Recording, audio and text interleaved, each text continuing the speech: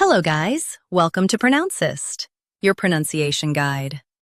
Today we will learn how to pronounce the word shown on the screen, notary.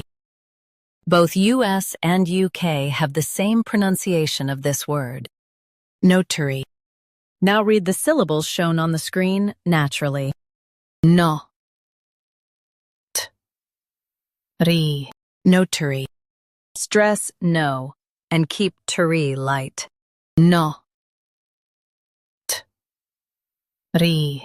Notary. Stress no and keep tari light. No. T. Ri. Notary.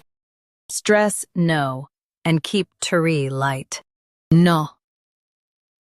T. Ri. Notary.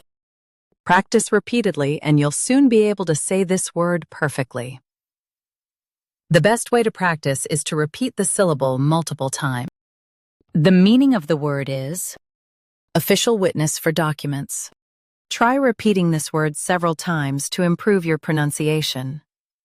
We post daily videos on useful and commonly mispronounced words to help you speak clearly and confidently.